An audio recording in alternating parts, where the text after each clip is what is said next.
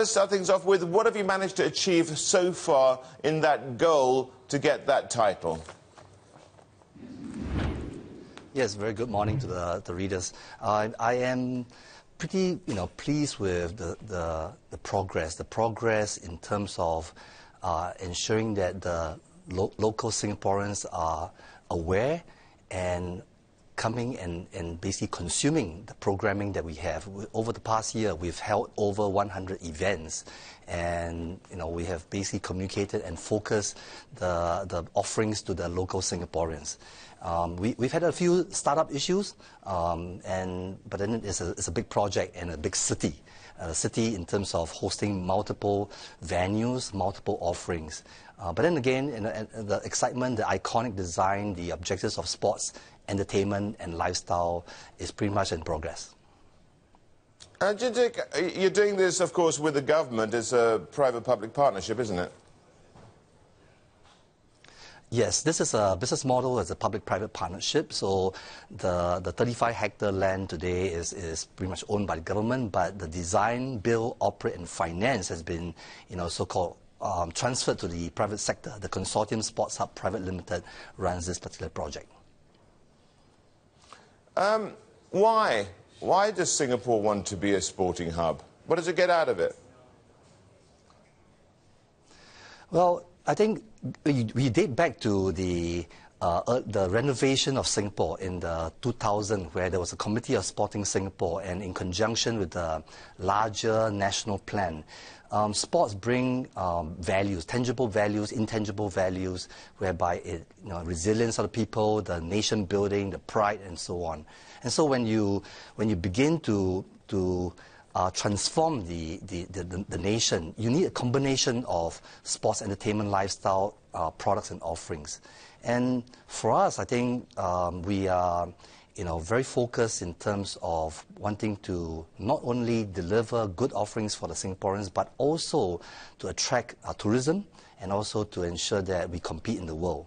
So this particular venue was designed for legacy. It was designed for legacy in the sense of ensuring that there's constant 24/7 offerings and there's no white elephant worries for us. How big an impediment is the climate there in Singapore for this?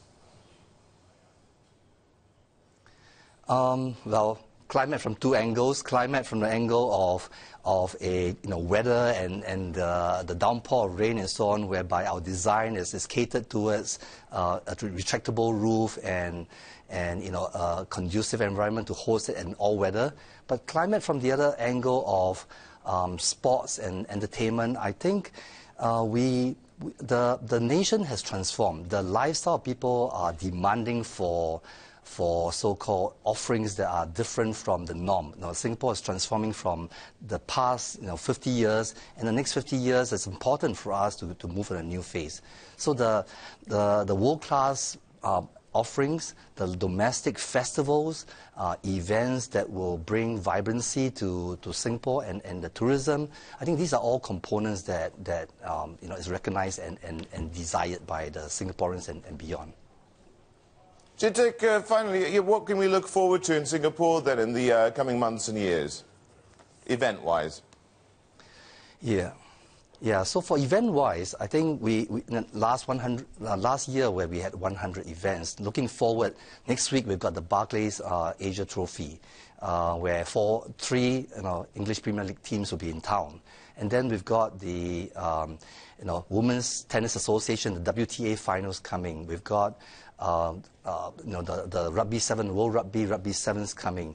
And then in concerts, we had One Direction, we had Jay Chou. We're looking forward to Taylor Swift, and then many other community events, runs and so on. But I think more importantly is that the question is always asked, what happens after the circus leaves town, the events end? And I think this venue here, when it's designed for legacy, we considered master plan, we considered the people centricity of this whole thing, looking at the design, the location, and then the programming, the long-term programming that allows us to have something continuous after the events. So recently we just had the successful conclusion of the Southeast Asia Games, and within 2 weeks the events are back in action. We got a World Wrestling Entertainment, we got a 3-day water festival, and then and so on.